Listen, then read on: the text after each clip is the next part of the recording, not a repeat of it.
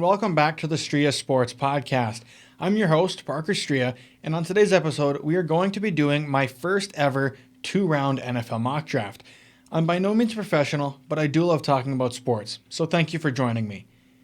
This mock draft will have 0 trades just because it makes it a lot easier and a lot simpler, and I also won't really be doing a lot of analysis on each pick. I'll kind of explain it, but just for time's sake, I'm not going to go super in-depth on every single pick and every single player. Certain ones I'll talk about more than others, but let's get right into it. With the first overall pick, the Jacksonville Jaguars select Aiden Hutchinson, an edge rusher out of Michigan, arguably the best player in the entire class. Jacksonville's bad, they need talent, they take Aiden Hutchinson. With the number 2 overall pick, the Detroit Lions select Travon Walker, an edge rusher out of Georgia. He has arguably the most upside out of any edge rusher in this entire class, so for a team like Detroit that needs an edge rusher, they get Travon Walker, who can be a franchise player for the next 15 years. With the number 3 overall pick, the Houston Texans select Kayvon Thibodeau, an edge rusher out of Oregon. And there's a run on edge rushers going right now. Houston needs talent on that defensive side of the ball, especially on their defensive line. So get Kayvon Thibodeau, who the argument can be made is the best pass rusher in this class. With the number 4 overall pick, the New York Jets select Evan Neal, an offensive tackle out of Alabama. They get a monster of a man to put on that offensive line alongside of Mekhi Becton. I'm not sure what Mekhi Becton is actually, what his future is in New York, so they could put Evan Neal at left tackle and slide Becton to right tackle or vice versa, or they might just try to trade Becton. I really can't say, but they get arguably the best offensive tackle in this entire draft class. With the number 5 overall pick, the New York Giants select Ikem Ekwonu, an offensive tackle out of NC State. The Giants' offensive line is bad. Get Ekwonu, who is one of the best offensive linemen in the entire class. With the number 6 overall pick, the Carolina Panthers select Malik Willis, a quarterback out of Liberty. Matt Rule is on the hot seat as the head coach of the Panthers, and they need a quarterback that can change their franchise. It's not Sam Darnold, it's not Cam Newton or PJ Walker. Get Malik Willis, who has arguably the most upside out of any quarterback in this class, and he can probably be your day one starter, and it's baptism by fire pretty much. With the number 7 overall pick, the New York Giants select Ahmad Gardner, a cornerback out of Cincinnati. He is probably the best cornerback in this entire class, and for the Giants, who don't really have a lot at the cornerback position, they get Gardner, who can be their number 1 or number 2 cornerback. I've heard some rumblings that they might try to trade James Bradbury, and if they do, that not only frees up a lot of money for them, but it also frees up playing time for Gardner.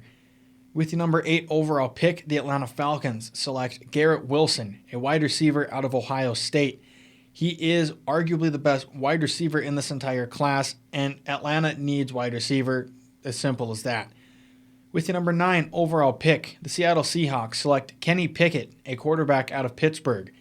Drew Lock isn't their guy. So the Seahawks get arguably the most pro-ready quarterback in the entire draft class in Kenny Pickett.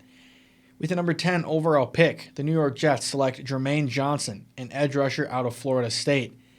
They need someone to shore up that defensive end position on their defensive side of the football. Jermaine Johnson does just that. One of the best edge rushers in the entire class. And New York Jets, I think, are getting a steal at pick 10. With the number 11 overall pick, the Washington Commanders select Kyle Hamilton, a safety out of Notre Dame.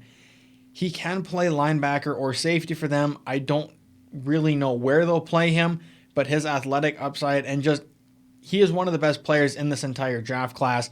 So to get him at pick 11, I think they can kind of use him however they want. He has kind of fallen down draft boards as of late, but I think Washington just needs to shore up that secondary on their defense. With the number 12 overall pick, the Minnesota Vikings select Trent McDuffie, a cornerback out of Washington. He may not be the biggest corner in the class, but his ball skills are near the top when you look at every corner in the class. And Minnesota needs to get a franchise cornerback that I don't think they have on their roster right now. With the number 13 overall pick, the Houston Texans select Charles Cross, an offensive tackle out of Mississippi State. Houston Texans need talent, and they get Cross, who can slide in and be an instant day one starter at either tackle position. With the 14th overall pick, the Baltimore Ravens select Derek Stingley, a cornerback out of LSU. They may be moving on from Marcus Peters soon, and Derek Stingley can immediately fill that hole that Marcus Peters will be leaving. Or if they don't move on from Marcus Peters, Stingley won't be pressured to start right away, and he can be a solid number 3 corner for them. With the 15th overall pick, the Philadelphia Eagles select Jameson Williams, a wide receiver out of Alabama. They need a deep threat that I think they thought they were getting with Jalen Reagor, but he is not it. He's a horrible receiver, and I think Jameson Williams can immediately improve that offense. They need a solid number 2 receiver, and Jameson Williams will be just that alongside of Devontae Smith. With the 16th overall pick, the New Orleans Saints select Trevor Penning, an offensive tackle out of Northern Iowa. The Saints just need to get as much talent as they can, because I don't know if they're going to compete this year, but if you can get talent and a quarterback next year, you can compete for years to come. Get Trevor Penning, who can fill in immediately at left tackle after losing Teron Armstead, and I think that's honestly a perfect pick for the Saints. With the 17th overall pick, the Los Angeles Chargers select Devontae Wyatt, a defensive tackle out of Georgia. The Los Angeles Chargers need to solidify that interior defensive line. They have Sebastian Joseph Day and Austin Johnson, but I think Devontae Wyatt adds an element of pass rush element that they do not currently have. He can also help fill gaps for their run game. With the 18th overall pick, the Philadelphia Eagles select George Karlaftis, an edge out of Purdue. I don't think they're going to be keeping Derek Barnett for long term. I think they'll probably cut or trade him after this year, and George Karlaftis can immediately fill that gap that he and Brandon Graham will leave when both of them are no longer on the team. With the 19th overall pick, the New Orleans Saints select Treylon Burks, a wide receiver out of Arkansas. He is arguably the best wide receiver in the entire class, and the New Orleans Saints need a solid number 2 receiver outside of Michael Thomas that they don't currently have. I don't think Marquez Callaway or Traquan Smith can be a solid number 2 receiver for your team. With the number 20 overall pick, the Pittsburgh Steelers select Desmond Ridder, a quarterback out of Cincinnati. After the unfortunate passing of Dwayne Haskins, which, as I'm recording this, was only a day or so ago, I won't really get too in-depth on the situation, but just tragic. He was only 24. You hate to see anyone die, especially when they're that young. But yeah, I won't get really in-depth on it. I don't know enough about the situation to talk about it. But Pittsburgh needs a franchise quarterback, and I think Desmond Ridder can be just that. He won't be pressured to start right away with Mitchell Trubisky on the team, but Trubisky is only a bridge quarterback, and Ridder, I think, can be their day one starter next year. With the 21st overall pick, the New England Patriots select Kaiir Elam, a cornerback out of Florida. They need help in the secondary, especially after losing J.C. Jackson. Kaiir Elam, although there may be questions about his ability, he ran and tested extremely fast at the combine, and he can be a day one starter for them in their secondary. With the 22nd overall pick, the Green Bay Packers select Kenyon Green, a guard out of Texas A&M. Green has tackle and guard flexibility, which Green Bay desperately needs right now. They're going to be missing Elton Jenkins for at least part of the 2022 season. So get Green, who can come in and be your immediate starter at any position on that offensive line outside of Josh Myers at center or David Bakhtiari at left tackle. With the 23rd overall pick, the Arizona Cardinals select Jordan Davis, a defensive tackle out of Georgia. Though this may be an unconventional pick and it may be a frowned upon pick, the talent is there and the value is there. I think Arizona needs to run this up, get a guy who can fill gaps on that defensive line and can also free up space for their pass rushers. With the 24th overall pick, the Dallas Cowboys select Daxton Hill, a defensive back out of Michigan. I say defensive back because he can play safety and he can also play corner extremely well. And Dallas needs help in their secondary. Yes, they have Malik Hooker for at least 2 more years, I think, and they have Trayvon Diggs. But I think Trayvon Diggs is arguably one of, if not the most overrated defensive back in the entire league. And get Daxton Hill, who can help shore up that secondary and can provide insurance on any level of the secondary. With the 25th overall pick, the Buffalo Bills select Zion Johnson, a guard out of Boston College. They get a day one starter at guard who can help protect Josh Allen and who can help open up running lanes for whoever their starting running back is going to be. With the 26th overall pick, the Tennessee Titans select Drake London, a wide receiver out of USC. They have Robert Woods and they have A.J. Brown, but I have them taking Drake London because he can provide them a big body, deep ball, jump ball threat that they currently do not have on their roster. He is probably one of, if not the most athletic wide receiver in this entire class, and I think he is an extremely good value pick for the Titans at 26. With the 27th overall pick, the Tampa Bay Buccaneers select Trey McBride, a tight end out of Colorado State. Now, a tight end in the first round this year may not be a valuable pick, or it may not be a great pick, but I think the drop-off after Trey McBride when it comes to tight ends in this year's draft class is significant. So the Tampa Bay Buccaneers get a guy who can start immediately or who can develop behind Cameron Brate for a year and then be their number 1 tight end. With the 28th overall pick, the Green Bay Packers select Christian Watson, a wide receiver out of North Dakota State University. Now, he may be the receiver with the most questions around him simply because he is coming from the FCS, but his performance at the Senior Bowl and his pro day and the combine all, I think, put him in first-round consideration, and there are very few positions that he would be, or very few teams that he could go to that would be a better spot than Green Bay. He'd be immediately playing with a Hall of Fame quarterback, and that's going to help him develop, and it's going to help cover up some of the problems he may have right away. With the 29th overall pick, the Kansas City Chiefs select Andrew Booth Jr., a cornerback out of Clemson. Now, he didn't test at all this spring, I don't believe, due to an injury, but he is still a really solid corner, and for a team like Kansas City who needs depth and who needs solid starters in their secondary, I think Andrew Booth is a no-brain pick. With the 30th overall pick, the Kansas City Chiefs select Cameron Thomas, an edge rusher out of San Diego State University.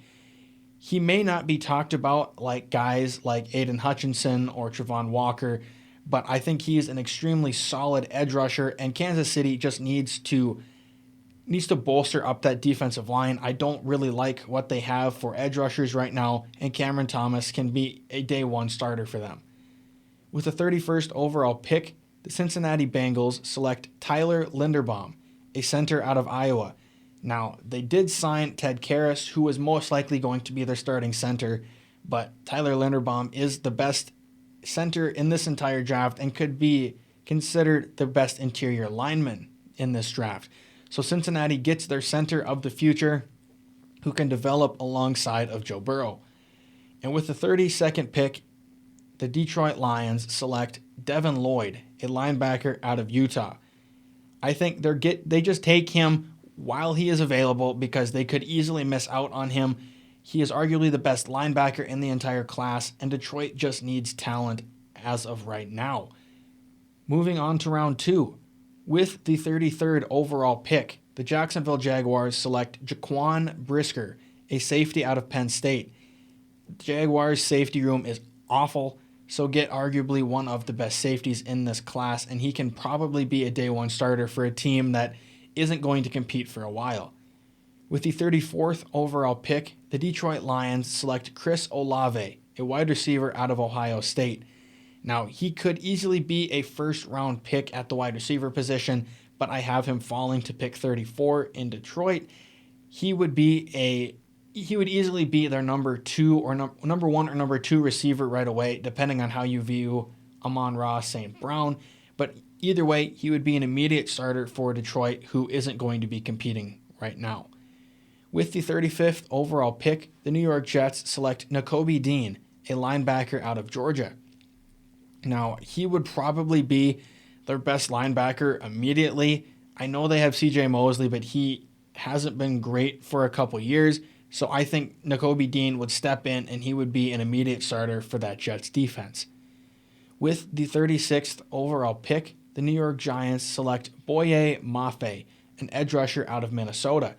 He is extremely fast, extremely athletic, and although he is quite raw at the edge rusher position, the Giants aren't going to compete this year.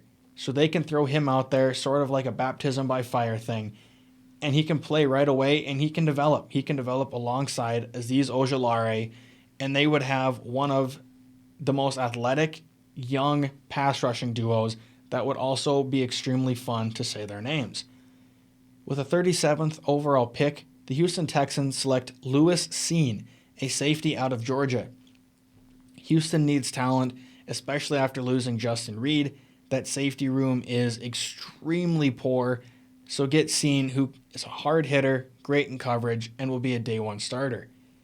With the 38th overall pick, the New York Jets select Jahan Dotson, a wide receiver out of Penn State. Now, I think this is just a best player available pick for them. They get a guy who doesn't have to be the number one receiver right away, but he can come in and immediately produce for the Jets. With the 39th overall pick, the Chicago Bears select David Ojabo, an edge rusher out of Michigan. So like last year, when they lucked into Tevin Jenkins, they luck into David Ojabo right now, who, once healthy, will be an immediate starter at one of their edge rusher positions alongside of Robert Quinn. The Bears need talent on that defensive side of the ball, and Ojabo, if he didn't tear his Achilles, would have been long gone by now, so I think this is a no-brainer pick for the Bears. With the 40th overall pick, the Seattle Seahawks select Tyler Smith, an offensive tackle out of Tulsa. One of the Combine's best performers, Smith is a mauler on the offensive line. And for the Seattle Seahawks, who have a really, really poor offensive line, I think Smith would be an immediate starter at either tackle position. With the 41st overall pick, the Seattle Seahawks select Kyler Gordon, a cornerback out of Washington. They keep the Washington guy local. He would be an immediate impact player on that defensive side of the ball. I don't really trust or like a lot of what they have in their cornerback room, but I do like Kyler Gordon at pick 41. With the 42nd overall pick, the Indianapolis Colts select John Mechie III, a wide receiver out of Alabama. Now, another guy that if he didn't get injured probably would have been a first-round pick just due to what he most likely would have tested like, but the Colts get him at pick 42, and alongside of Michael Pittman Jr., they can provide a really solid 1-2 punch at wide receiver for a new quarterback, Matt Ryan. With the 43rd overall pick, the Atlanta Falcons select Sam Howell, a quarterback out of North Carolina. Marcus Mariota is not their quarterback of the future, and after trading Matt Ryan, they need a future franchise guy, and I think Sam Howell is just that. With the 44th overall pick, the Cleveland Browns select Perion Winfrey, a defensive tackle out of Oklahoma. Now, they have Myles Garrett at one end. I don't know who their other end is at the moment, but bring in Perion Winfrey, who is an extremely solid defensive tackle and is one of the best defensive tackles in this entire class, and he will be a day one starter for that Browns defense and for a Browns team that really hopes to bounce back from a disappointing 2021 year. With the 45th overall pick, the Baltimore Ravens select Bernard Raymond, an offensive tackle out of Central Michigan. Now, he is a bit of an odd player. He went from, I believe, wide receiver to tight end and now to offensive tackle. He might have actually started at quarterback and then went to those three, but either way, he's extremely raw and extremely new to the offensive tackle position, but Baltimore is a good place to develop, I think. He wouldn't be pressured to start right away, but he would probably start fairly soon, and Baltimore really likes taking those smaller school guys and developing them into star players. With the 46th overall pick, the Minnesota Vikings select DeMarvin Leal, a defensive tackle out of Texas A&M. A guy that was once seen as a potential top 5 pick, didn't really perform well this year. So this is kind of a luxury pick for the Vikings, who can take him and he can shore up that defensive tackle position for the next 10 to 15 years. I don't really like what they have there. I think they're going to need to start getting younger at that position, and Leal is a perfect fit for them. With the 47th overall pick, the Washington Commanders select George Pickens, a wide receiver out of Georgia. One of the most athletic wide receivers in this entire class, probably would have been a first-round pick if he didn't tear his ACL and only play in a couple games this year. Washington, I think, just needs more weapons on that offensive side of the ball, especially if they think Carson Wentz is their hopeful franchise quarterback. With the 48th overall pick, the Chicago Bears select Daniel Faalele, an offensive tackle out of Minnesota. He is a monster of a man. I believe he is 6'8", 400 pounds, so he is absolutely huge, and he would be an immediate starter at the right tackle position, in my opinion. Although he may not be pressured right away to start, I think he would be their best option, and he could, another baptism by fire thing, just kind of throw him to the wolves and see what you have in him. With the 49th overall pick, the New Orleans Saints select Quay Walker, a linebacker out of Georgia. Another guy that was extremely productive and extremely effective at Georgia, also performed extremely well at the Combine, and for a Saints team that I think just needs talent right now, Quay Walker is kind of a no-brainer. With the 50th overall pick, the Kansas City Chiefs select David Bell, a wide receiver out of Purdue. After losing Tyreek Hill, I don't really like that wide receiver room, despite whoever they have. I don't trust it. Patrick Mahomes can probably make do with it, but get David Bell, who can develop alongside Mahomes and can probably become one of Mahomes' favorite targets right away. With the 51st overall pick, the Philadelphia Eagles select Roger McCreary, a cornerback out of Auburn. One of the best man-to-man corners in the entire class, the Eagles somehow get him at pick 51, and he would be an immediate starter across from Darius Slay at their cornerback position. With the 52nd overall pick, the Pittsburgh Steelers select Jalen Petrie, a defensive back out of Baylor. I don't really like their cornerback room at all. And I think Petrie, although he can play safety as well, I think he would probably be one of their starting corners just because they don't really have a lot there. With the 53rd overall pick, the Green Bay Packers select Logan Hall, a defensive lineman out of Houston. Now, he can play interior or on the edge, and I think Green Bay will use him. Well, they'll find a way to use him where he'll be the most effective. They just need talent right now. They need to shore up that defensive line, especially if they want to compete this year. With the 54th overall pick, the New England Patriots select Arnold Ebiketie, an edge rusher out of Penn State. New England, I think, just needs edge rushers. I don't really like what they have for pass rushers right now, and I think Ebiketie can be, if not an immediate starter, he will be an immediate impact player no matter the amount of snaps he gets. With the 55th overall pick, the Arizona Cardinals select Breece Hall, a running back out of Ohio State. I don't think James Conner is their franchise guy. They draft Breece Hall, who can come in and be, if not their immediate starter, can slowly start chipping away at James Conner's carries and can take them all for himself. He just would be a nice running back to develop alongside Kyler Murray, get him a guy who he can develop alongside of and who he can build trust with, and I think you can have your franchise running back right there. With the 56th overall pick, the Dallas Cowboys select Travis Jones, a defensive tackle out of UConn. Like with a lot of these teams, the Cowboys need to shore up that defensive side of the ball, especially their defensive line. Their defensive tackle position is extremely weak, so bring in a guy like Travis Jones who can be an immediate starter and who can help stuff the run and who can help rush the passer right away. With the 57th overall pick, the Buffalo Bills select Darion Kendrick, a cornerback out of Georgia. Although there may be some off-the-field problems with Kendrick, he was extremely solid at Georgia in helping them win a national championship this year. Buffalo needs a solid number 2 corner alongside of Tre'Davious White, and I think Kendrick would be just that. He may not be great right away, but he can develop in that Buffalo system and can be one of their best defensive players. With the 58th overall pick, the Atlanta Falcons select Kenneth Walker III, a running back out of Michigan State. I don't think Cordell Patterson is necessarily their running back of the future. He's more so an offensive weapon for them. Get Kenneth Walker, who can be your immediate day one starter at running back and who can develop alongside of Sam Howell and be your future backfield for that team. With the 59th overall pick, the Green Bay Packers select Leo Chenal, a linebacker out of Wisconsin. I don't really like Green Bay's linebacker room, and as a Green Bay fan, I think it would be the best pick to get Leo Chenal. He's extremely athletic. He's a Wisconsin guy. Keep him there. And for a team that wants to compete this year, you just need to get best player available, and I think Leo Chenal is that for Green Bay.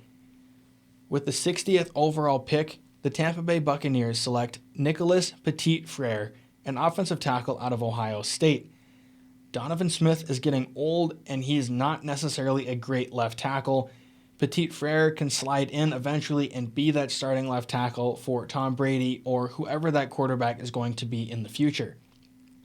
With the 61st overall pick, the San Francisco 49ers select Sky Moore, a wide receiver out of Western Michigan.